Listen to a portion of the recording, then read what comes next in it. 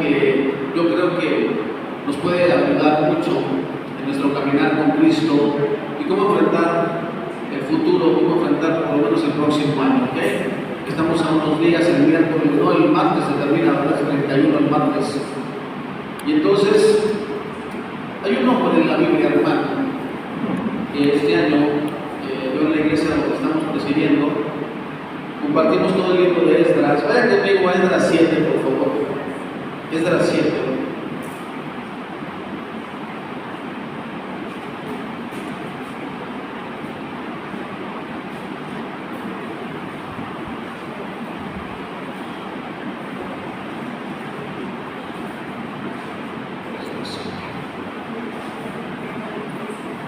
Los versículos 8 al 10 nada más, y después vamos a hacer una oración. Primero leemos la palabra del Señor. La versión que yo tengo, hermanos, es la versión NTV, así que si no checa con la suya no se preocupe, pero el mensaje es parecido. Dice Esdras 7, versículos 8 al 10. Esdras llegó a Jerusalén en agosto de ese año. Había hecho arreglos para partir de Babilonia el 8 de abril, el primer día del nuevo año. Llegó a Jerusalén el 4 de agosto, pues la bondadosa mano de su Dios estaba sobre él. Así fue, porque Esdras había decidido estudiar y obedecer la ley del Señor y enseñar sus decretos y ordenanzas al pueblo de Israel. Amén. Incline su rostro un momento, vamos a orar al Señor. Dios, te damos gracias, Padre, en esta mañana hermosa que tú has creado, este día que tú has hecho para que nos congreguemos en tu nombre, Señor, para que como pueblo tuyo, Señor, seamos ministrados, seamos alimentados por tu Santo Espíritu, y que ahora, Padre Santo, tu poderosa palabra, Señor, haga habitáculo en nuestro corazón, Señor, pueda ser recibida, Señor, con mansedumbre, pueda ser implantada y que dé fruto al 30, al 60 y al 100 por uno. Dios, te lo pedimos en el nombre de Jesús. Amén. ¿Por qué le quiero hablar de Esdras, hermano? Porque me dice en el versículo 10, dice que el rey Valera dice que él decidió inquirir en la ley de Jehová. Así fue porque Esdras había decidido estudiar y obedecer la ley del Señor y enseñar sus decretos y ordenanzas al pueblo de Israel. ¿Cómo puede ser un mejor año para usted y para mí el próximo año? Así, hermano, yendo a la ley, yendo a la palabra de Dios, estudiándola, viviéndola y enseñándosela a otros cómo vivir. Usted y yo tenemos la bendición de tener pastores. Yo tengo una autoridad por encima de mí. Esta iglesia tiene la bendición de tener un pastor, ¿ok? Y ese pastor está encargado, hermano, de alimentar al pueblo. Pero el pueblo es responsable delante de Dios de modelar a Cristo a los que están allá afuera, que no conocen a Cristo. Esa es la idea, hermano. Esdras era un sacerdote del linaje. En los pasajes, hermano, de Crónicas, en los pasajes de Reyes, usted se va a encontrar con un sacerdote del tiempo de Josías, me parece, fue el que hizo la reforma, ¿verdad? Josías. Dice que fueron al templo a reparar el templo y ahí encontraron el libro de la ley y se la llevaron al rey. Dijeron: mira, nos encontramos el libro de la ley, se lo fueron a leer. Y dice que le empezó dando en su corazón al rey Josías y inmediatamente ordenó hacer la Pascua. Ese sacerdote es un antepasado de Esdras, de un linaje, hermano, que solamente se va a mantener si usted sigue pasando la estafeta a su siguiente generación. En mi caso personal, hermano, mi siguiente generación es mi hijo. Él ahorita está en el seminario de Lomas Verdes, ahí en la ciudad, allá en el Estado de México. Él está estudiando para especializarse como ministro de alabanza, pero con educación teológica. Y yo creo de parte del Señor que tiene un llamado de pastor también. Así que somos responsables delante de Dios de transmitir a nuestras siguientes generaciones la palabra del Señor. Esa es la razón por la que dice que Esdras era muy especial. Si usted sigue leyendo, a partir del versículo 11, dice ahí: la siguiente es una copia de la carta que el rey Artajerjes le dio a Esdras, el sacerdote y escriba, que estudiaba y enseñaba los mandatos y decretos del Señor a Israel. ¿Se da cuenta cómo se expresa el texto?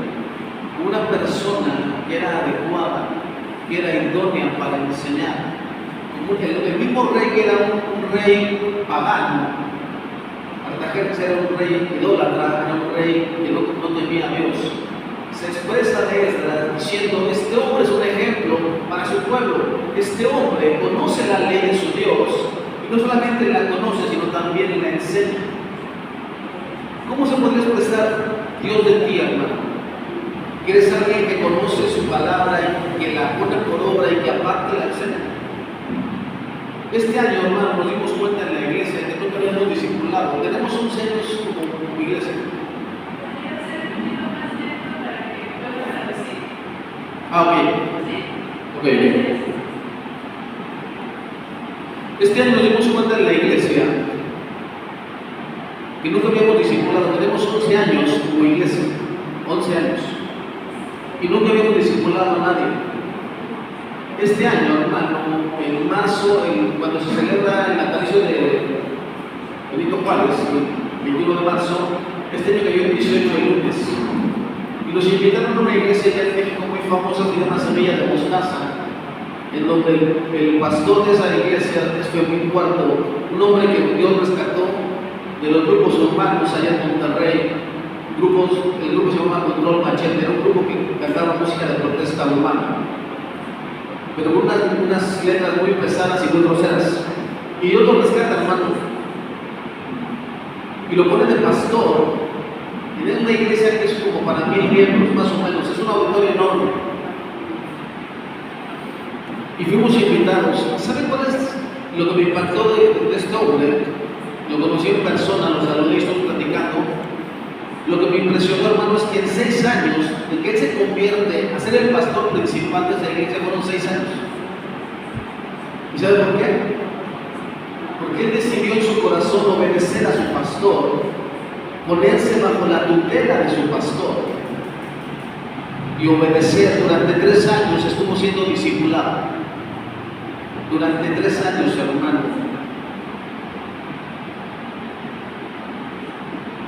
Mi intención, hermano, no viene de incomodarlo. Bueno, sí, mi intención es incomodarlo, pero no quiero delante de su pastor, ¿ok? Pero ¿cuántos de ustedes son discípulos de su pastor? Se ponen bajo su tutela y lo obedecen en todo. Porque él obedecía en todo. Este hombre, 3 años, él vivía en Monterrey. Él ganaba muchísimo dinero, hermano, como cantante de ese grupo. Y se mudó hasta Cuernavaca y renunció a todo. Él tenía un contrato millonario, y dijo: no, porque Cristo me rescató de esa vida y ahora le voy a dedicar mi vida a Cristo. Y en 6 años Dios lo promueve a pastor titular principal de esa iglesia. Y entonces yo me quedé, hermano, así. Yo iba con una mala actitud el día que fuimos. Y yo dije: es que fue todo el día, desde las 8 de la mañana hasta las 7 de la tarde. Pero conforme fueron hablando, hermano, mi corazón se fue ablandando de parte del Señor. Y ahí en ese lugar, hermano, escuchamos alabanzas que estuvimos cantando todo el año. El día de hoy no las cantamos, hermano, porque no vino mi esposa y mi hija, y ellas son las que en realidad cantan, tú no mandas al payaso.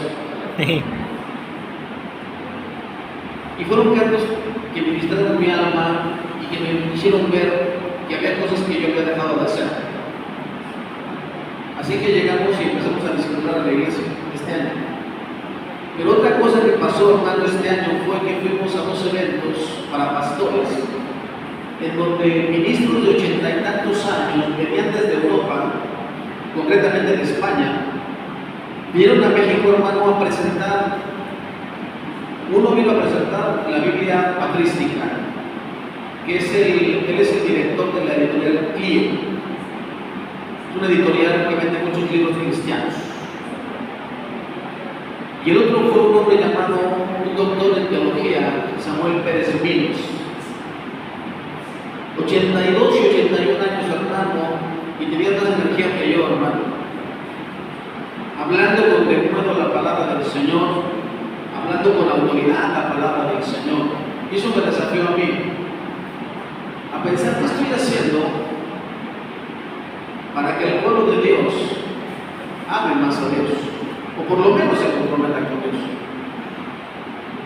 Y este, hermano, es un mensaje que yo lo quiero desafiar a usted para que sea un año mejor el próximo año, para que esta iglesia, hermano, como decía el pastor, en diciembre ponga en primer lugar a Dios. Miren, nosotros estamos de vacaciones aquí ahorita, porque si tú eres ministro de Dios, nunca estás de vacaciones.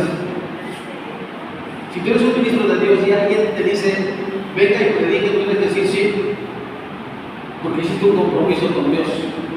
Eso es un ministro de Dios. Yo no soy ministro, pero eres cristiano, ¿cierto? Y eres un representante de Cristo. Y donde Cristo te diga, ve y predica, tienes que ir. No nada más el pastor. Así que, hermano, te presenté a Esdras porque hay otro texto que quiero que tú y yo leamos. Porque a lo mejor de repente nosotros sentimos tristeza por lo que no hicimos este año. Estamos a 2 días de que termine. Y entonces empezamos a decir, Señor, yo no hice esto. Vamos para allá. Vamos a Nehemías, está luego, después de esta Nehemías. Nehemías 8.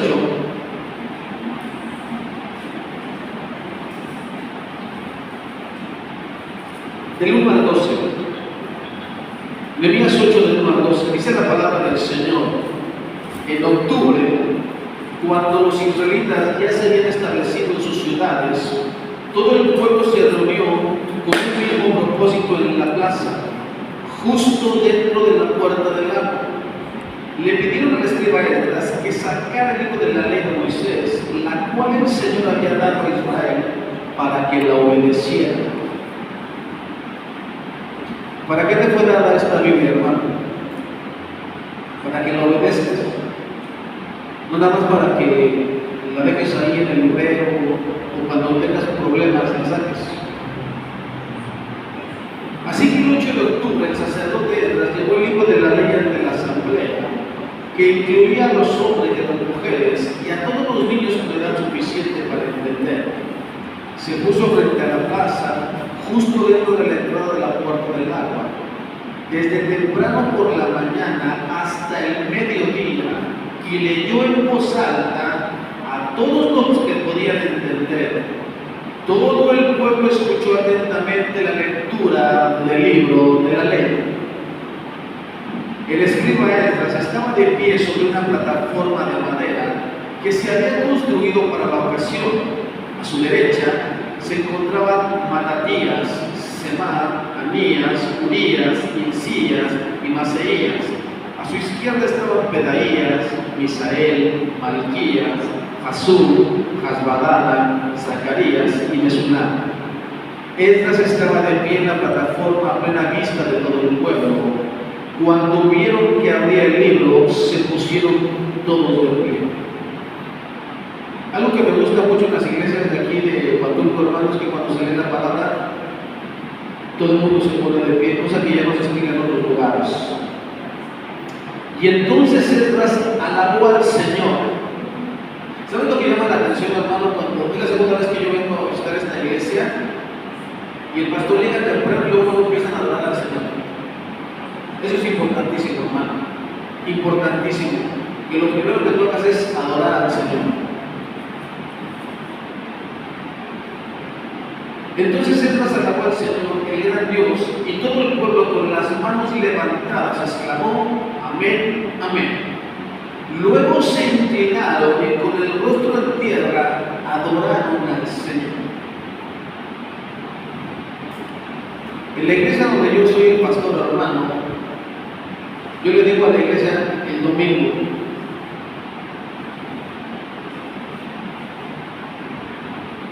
tienen la costumbre ahí en aquella iglesia, hermano, de salirse y meterse a cada rato, porque dicen que van al baño. Creo que tienen problemas de los riñones o algo así, hermano. Pero no respetan la casa del Señor. Y aquí dice, hermano, que ellos se inclinaron y con el rostro en tierra adoraron al Señor. necesitas saber delante de quién estás. Necesitas saber delante de quién estás. No es cualquier Dios. Es el Dios que hizo los cielos y la tierra. Es el que nos da la vida y el que nos sostiene. Ese es el Dios que venimos a adorar a este mundo.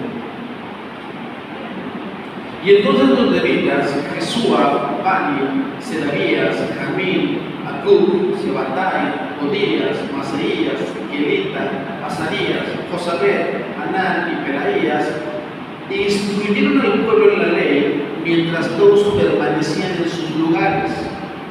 Leían el libro de la ley de Dios y explicaban con claridad el significado de lo que se leía, y así ayudaban al pueblo a comprender cada pasaje. Hay dos razones, hermano, por las que estaban haciendo esto. Primero, eran exiliados de Babilonia y ya no hablaban hebreo. Al parecer, su lengua ya era el arameo, y entonces la ley fue escrita en hebreo. Y entonces los encargados de traducirle al pueblo era para que comprendieran lo que se estaba leyendo. Esa es la primera.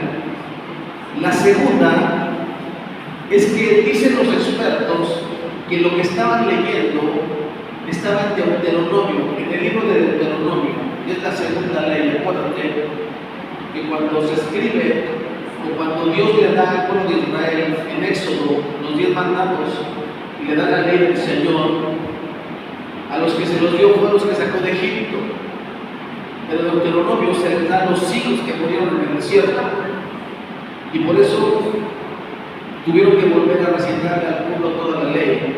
Y los expertos dicen, porque siguen leyendo conmigo, mira lo que dicen. Luego Nehemías, el gobernador, Esdras, el sacerdote y escriba, y los levitas que interpretaban para el pueblo dijeron: no se lamenten ni lloren en un día como este, pues hoy es un día sagrado delante del Señor su Dios. Pues todo el pueblo había estado llorando mientras escuchaba las palabras de la ley. ¿Cuál era la razón por la que lloraban? Hoy vamos a ir para allá. Pero me parece que en el capítulo 28-29 de Deuteronomio es cuando dice: pongo delante de ti la bendición y la maldición. La bendición, si oyeres la voz de Jehová tu Dios, y la maldición, si no oyeres y fueres rebelde a la voz de Jehová tu Dios. Esa era la razón por la que estaban llorando, porque estaban escuchando y se daban cuenta, hermano, que lo que les había pasado era consecuencia de su pecado, consecuencia de haber abandonado la ley de Dios, de haberle dado la espalda a la ley de Dios.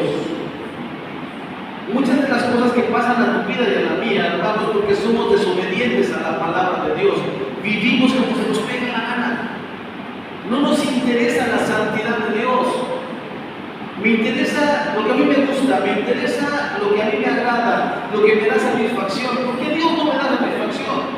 Dios lo que me pide es puras reglas: que obedezca, que lo adore, que vaya y que evangelice, que comparta el evangelio, que honre a mis padres, que no sea desleal con la mujer de mi juventud. A las mujeres les pide que sean sujetas a sus esposos, y eso no les gusta a las mujeres. A los hombres no nos gusta amar a las esposas porque es tan difícil amarlas. Un día, hermanos, son todo amor, al otro día la misma mujer como que se le volvió el cerebro y amanece de malas. ¿Por qué? No lo sé. Y es tan difícil eso, hermano. ¿Sabes que el día de hoy, hermano, los matrimonios cristianos no les importa la gloria de Dios? Cada quien vive para su santo. ¿Sabes que este año una de las cosas que nos pasó a mí y a mi esposa es que tuvimos que ir a un retiro de matrimonios? Ustedes que son los pastores, sí. Y ahí Dios nos habló y muy fuerte. Porque lo primero que hace un pastor es olvidarse de su esposa, de esa ayuda idónea. Ella es quien más te apoya, y esa es la que más le reclamas. Ella es la que más está contigo en las buenas y en las malas, y esa con quien menos te acuerdas de bendecir.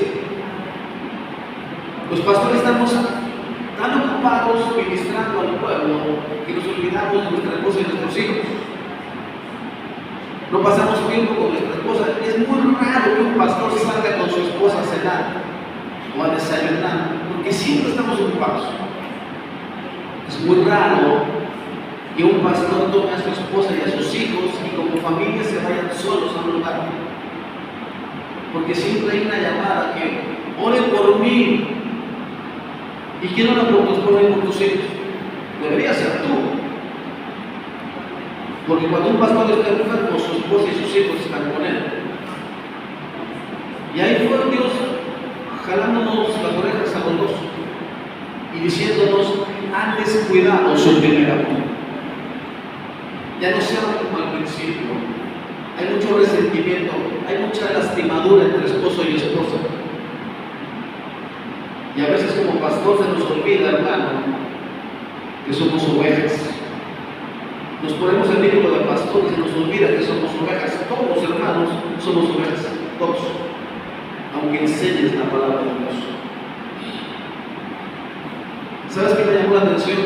Cuando fui ese día a Semilla de Mostaza, un predicador se paró en el púlpito y dijo: Juan Comodoro, quien buscando agua encontró petróleo, pero se murió de sed. ¿Sabes que los pastores a veces extraemos las enseñanzas de la Biblia para dárselas al pueblo, pero no nos las aplicamos? Y nos estamos muriendo, hermano, porque nos dejan todo el peso de la iglesia a los pastores. Te cuento que es hermoso, hermano, para que tengas esperanza. Hace 2 años, en el 2023, Dios puso en mi corazón arreglar el altar de Dios. Es un salón más chiquito que este. Y nunca lo llevamos 6, 7 años y nunca lo habíamos pintado. Nunca le habíamos echado pintura, ni siquiera. Y entonces Dios me dijo: no puedes ni comprar una cubeta de pintura y pintar el lugar que te prestan, porque no lo rentan por 1,000 pesos a la semana, al mes. Una super renta, hermano. Y no le hemos puesto una capa de pintura, hermano. Y entonces Dios nos dijo: a mí, píntalo, por lo menos, ¿no? Sea agradecido. Y lo pintamos. Y después, hermano, esos aparatos que usted ve ahí empiezan a fallar. Y empezó a fallar la consola, hermano. Necesitamos una consola nueva.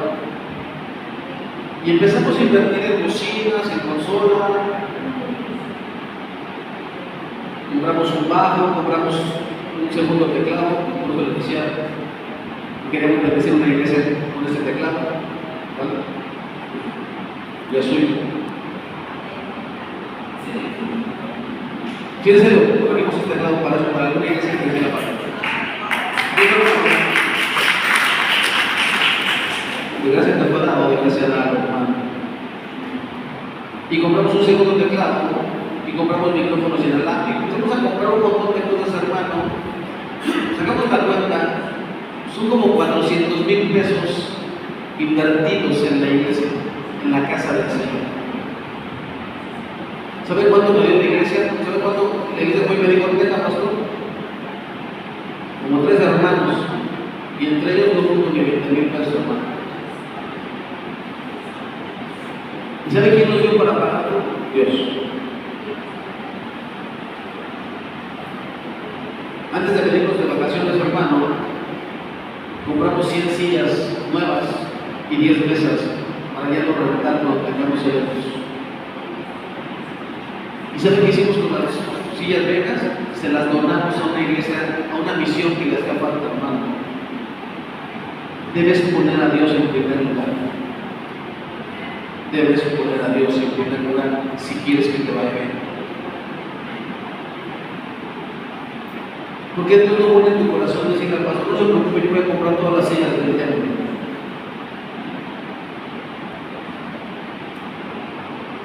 Porque amar a Dios, hermano, no solamente es de palabras, sino con hechos. Es lo que hacía Dios. Estaban explicando la razón por la cual habían sido deportados a Babilonia. Y esa razón era porque se habían olvidado de Dios. ¿Has leído Malaquías? Cuando Dios le reclama al pueblo, ustedes se han olvidado de mí. ¿Y en qué te hemos olvidado? En sus diezmos y ofrendas que han sido infieles.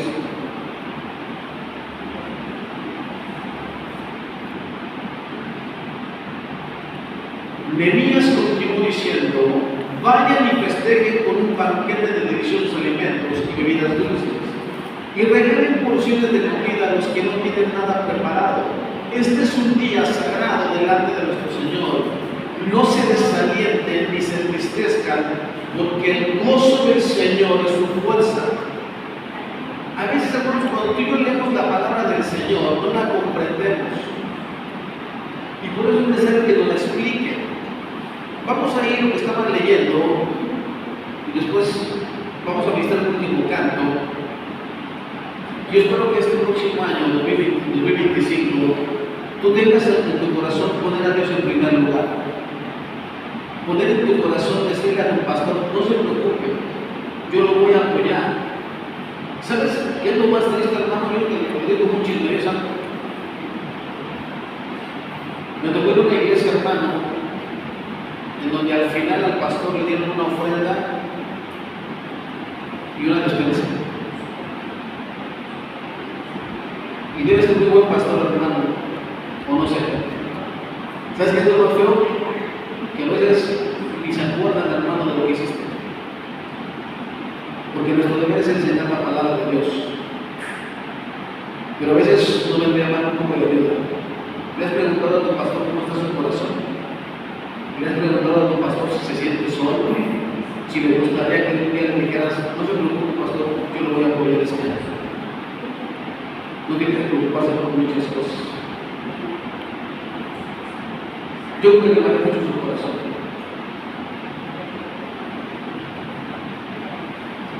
Deuteronomio 30, 1 al 10 y terminamos.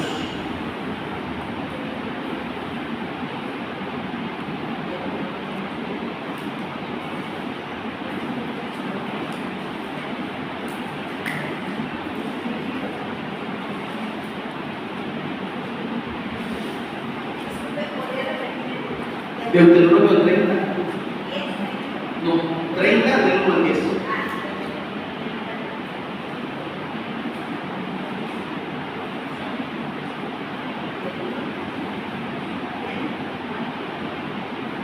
En el futuro, cuando experimentes todas las bendiciones y las maldiciones que te detallé, y estés viviendo entre las naciones a las que el Señor tu Dios te haya desterrado, toma muy en serio todas estas instrucciones.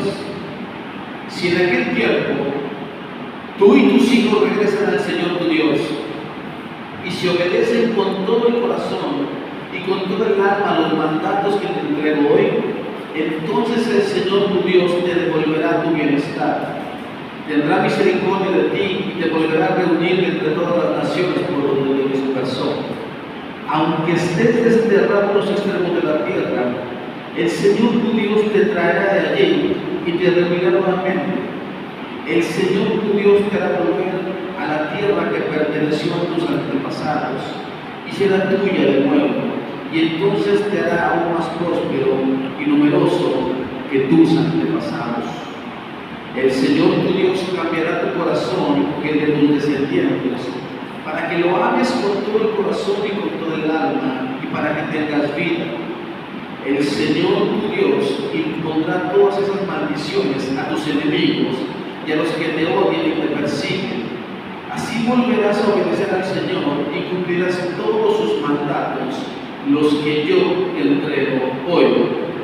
Entonces el Señor tu Dios te prosperará en todo lo que hagas, te dará muchos hijos, una gran cantidad de animales, y hará que tus campos produzcan cosechas abundantes, porque el Señor volverá a deleitarse en ser bondadoso contigo, como lo fue con tus antepasados. El Señor tu Dios se deleitará en ti si obedeces su voz y cumple los mandatos y los decretos escritos en este libro de instrucción. Y si te vuelves al Señor tu Dios con todo tu corazón y con toda tu alma. Esa era la razón por la que estaban llorando, porque entendían que las maldiciones de Dios vinieron sobre ellos. fueron deportados a Babilonia. Pero Esdras, Nehemías y los levitas les estaban diciendo: hey, eso ya pasó. Ahora lo que ustedes están viviendo es la restauración. Están de nuevo en casa. Los muros están restaurados y el templo, la adoración en el templo se ha vuelto a restaurar. Es un día de gozo. Alégrense porque el Señor tiene misericordia de ustedes. Alégrate, hermano, porque estás aquí y este día Dios te está diciendo que te vuelvas de todo tu corazón al Señor, que lo busques con todo tu corazón, que no seas insensible a su voz, que te detengas y veas qué le hace falta a este templo que yo pueda dar. ¿Tienes dones, tienes talentos? Dáselos al Señor. Este niño, desde que tenía como 3 años de infracción, le ministra al Señor. Cuando cumplió 5 o 6 años, empezó a recibir clases de piano. Y a partir de ahí, hermano, ellos siempre han estado en la alabanza con nosotros, con mi esposa y con él. Y a donde quiera que vamos, ellos saben perfectamente que somos una familia que les sirve al Señor. Y que aunque estemos de vacaciones, nuestra obligación y nuestro deber es para con Dios primero. Este día, hermano, tenemos otro culto en la noche con otra iglesia, hermano. Porque es un deleite para un servidor estar en la casa del Señor. Para mí lo más importante, hermano, es poder predicar la palabra de Dios. No hay otro deleite más grande que yo pueda tener que predicar la palabra del Señor. Y tú dirás, ¿por qué? ¿Alguna vez te has preguntado lo que significa en la Biblia ser adoptados como hijos de Dios? ¿Tienes una idea de lo que significa ser adoptado? Si yo te preguntara, hermano, ¿qué implica que adoptes a alguien? ¿Qué implica en estos tiempos? En Estados Unidos, para poder adoptar a un niño, hay un montón de trámites. Te investigan, si en verdad tienes tu casita, si tienes tu autonomía, si en verdad deseas y amas a ese niño que vas a adoptar. Y después de un trámite larguísimo, te dan la adopción. Pero muy largo. Pero el problema, hermano, es que tú y yo no entendemos lo que es haber sido adoptado por Dios. En la antigua Roma, en los tiempos de Jesús, cuando un niño nacía, si nacía sano, si nacía enfermo, ni siquiera el papá lo tomaba en cuenta, lo echaban al río que se muriera. Si era niña, también la desechaban, porque las niñas en aquel tiempo no eran valiosas. Pero si un niño nacía sano, no se lo entregaban al papá ni a la mamá, lo ponían en el piso, en el suelo lo acostaban. Y el papá biológico lo veía, y si le veía cualidades, y si lo tomaba del piso y lo sostenía en sus brazos, significaba que lo aceptaba como suyo, que le daba identidad.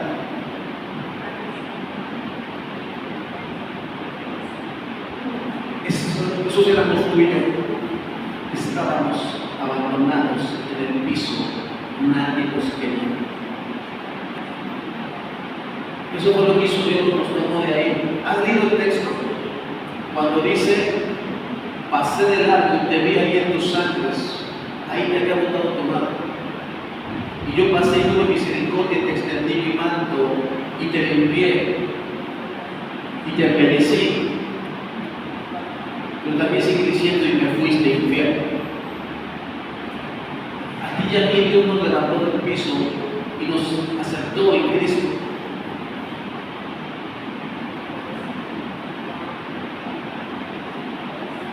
Hermano, tú hazle caso a tu pastor, lo que él te diga está bien, ¿sabes? Pero yo tengo una convicción. No es que tú y yo seamos tan valiosos para Dios